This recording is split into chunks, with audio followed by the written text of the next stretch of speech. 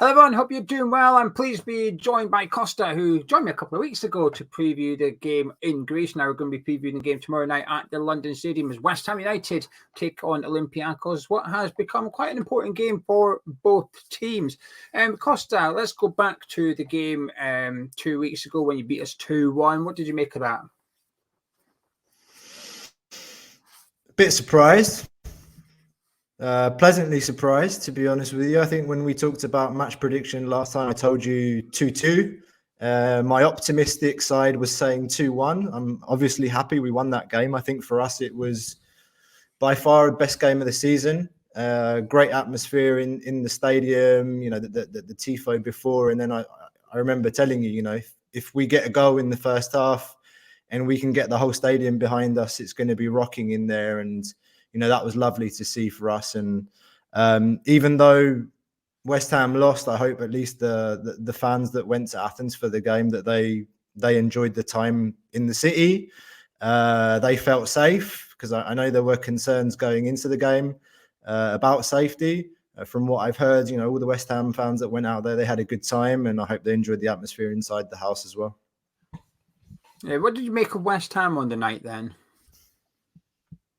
Mate, my first reaction, looking at the lineup, I thought, bloody hell, West Ham fans aren't going to be happy with this lineup. I remember you telling me about Danny Ings playing up front alone. On the one hand, I thought, yeah, this is a relatively weakened lineup from West Ham. Then again, like in the past, I know that, for a player like Danny Ings, we've had this bad habit of rejuvenating players, like when they're, on a downer. And I thought, for fuck's sake, this can't be the game where Danny Ings scores a goal. So I can understand a lot of the frustration on the squad selection or team selection from West Ham, missing Jared Bowen, Alvarez, Paqueta not starting. So clearly a choice made there to preserve some players for the weekend. And I've listened to a lot of reaction from West Ham fans after the game, and from what I hear, it's really the poorest performance of the season for you guys. I'm not, I think that definitely played a role. As I said to you last week or the week before, Olympiacos is still very much a team in transition. We kind of don't know what to expect each time we go out. So, it was, I think that the outcome of the game was a mix of West Ham being poor and us being on a relatively good night, not so much us outplaying you completely. Although I think that for 65, 70 minutes of the game, I wasn't worried. I was worried the last 10, 15 minutes. I think when Paqueta got one back, I mean, after the 90th minute, I was up pacing around the living room, just screaming, blow the whistle, blow the whistle, blow the whistle, for it to end. So a little bit heart in mouth at the end, but overall fairly comfortable, and more comfortable than I expected. Got some points on the board now. Are you hopeful that you might qualify from the group and go into the latter stages of the Europa League, or are you still quite feet on the ground at the minute? No, I'm feet on the ground at every game as it comes. I think we can win the game tomorrow, we can lose it, we can draw it, then we go to Freiburg, and then we've got Bashka Topola last game of the group, where we'll either be fighting to qualify for Europa League next stage or conference. Hopefully we've booked conference by then. So no, every game as it comes. What happened at the weekend then? You got beat 4-2 at home, but I seen you were, for context, you were 4-0 down at one point as well. Yeah. So the squad was quite unbalanced on the weekend. I'll explain. So it's interesting. If you look back to the West Ham game, you remember I told you there was a discussion about whether we would play 4-3-3, but I wasn't so optimistic about that happening, because the manager never did it before. And he did it against West Ham. It was the first time we saw a 4-3-3 formation with 3 players in midfield, of which none of them's really a defensive midfield player. Santiago Hesse, Madi Camara, Sotiris Alexandropoulos, they're all modern midfield players, like box-to-box-ish kind of players. So there's no real 6 in the team. Against you guys, we had Francisco Ortega playing at left back. And Ortega, it was Ortega's best game since he joined the club. So he's a summer signing from Argentina, first time in Europe. I think it was his 4th or 5th start. And for me, it was really, wow. Like, he had a really good game against you guys, and positively surprised. And he wasn't playing against PAOK. He didn't play against PAOK on the weekends because we have an issue with foreigners. We're only allowed to play 5 foreigners, and with him it would have been 6. Jackson Peroso also started his first game against West Ham, Ecuadorian international. He's kind of starting to cement his place in the team. So he played against you guys, he played against Offi in the league, and then like against PAOK he started again. So we had 5 foreign players already. So Ortega was sacrificed against PAOK. And the left back that came in is our backup left back, Kinney. He's a right-footed player. Okay. He can play on the left and he can play on the right. So the squad, that's why I say the squad or the team was unbalanced. We stuck with a 4-3-3, bizarrely at home, which I don't think we should ever play 4-3-3 at home. Yeah. But that change, like not having Ortega in the team on the weekend, I think really hurt us. What do I expect tomorrow? I expect it will be the same team that started in Karaiskaki against you guys 2 weeks ago, with possibly Stevan Jovetic starting up front instead of Youssef El Kabi. I think that might be the only change going into tomorrow's game. Would you be happy with that? Yeah, no, I think El Kabi is on a bit of a dry run right now. He hasn't scored in 6 games for us. Jovetic looked lively last Monday against Offi, got an assist. So I won't be surprised if he starts at the London Stadium. I thought you were, when we did this a couple of weeks ago, you said to me left back was your issue.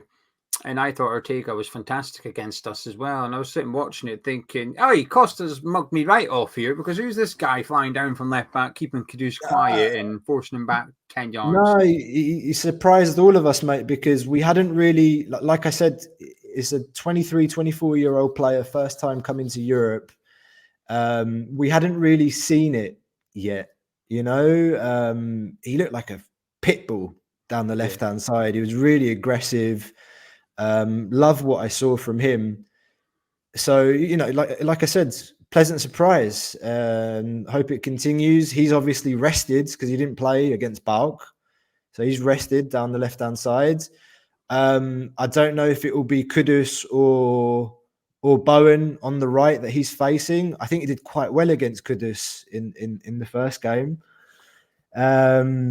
But, you know, like I told you last time, the real threat that we pose is down the right with Rodinei, the right back, bombing up and down the wing. And he's the one that got the second goal, or at least, put the ball in for Ogbonna to help it into the net. So, you know, Rodinei is also one of those players that is really good going forward. He can be a bit lax defensively. He was exposed at the weekend against PAOK. But, you know, I think listening to you guys as well, listening to the show that you and Gonzo did a bit, Fortunis was the one I told you about as well. The number 7. He starts out on the left, but really playing that 3-man midfield and having the balance of a left-footed, like a proper left-footed left back and a right-footed right back. It allowed him the creative freedom, like with the 3-man midfield, to do what he wanted. And I thought he dominated that midfield. Like the game against you at home, the goal he scored as well, it epitomizes his performance for me. And yeah, you could argue that they stood off him. Maybe Moyes hasn't read us well, because anybody that looks at us and looks at, okay, who are those creative players that we need to stop? And you say, okay, Podence is someone you know. Fortunis is someone you should really know about as well. I mean, he's bloody scored a toe poke from outside the box. I think that says everything. An old school playground goal that was. How do you see tomorrow night going then? I mean, what are you expecting from West Ham? Because I'm quite hopeful that we'll go stronger, or possibly even our strongest team. And that team you've seen finish the game in Greece, it will be what we start with tomorrow night in London. Yeah, that's what I'm expecting, to be honest. I think it's important for us that we get through the first 15, 20 minutes of that game without eating a goal.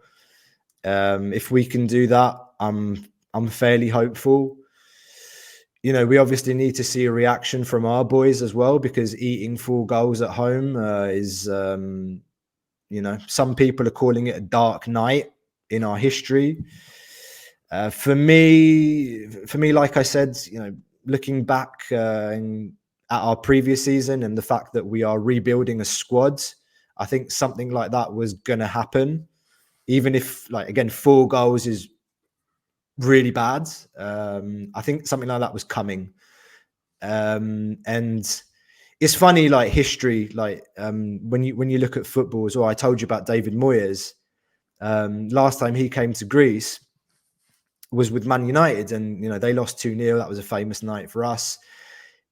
Moyes was under pressure back then. Now he's under pressure again at West Ham, and now it's back to England. And I hope we get a better result than what we managed against Man United. That's for sure.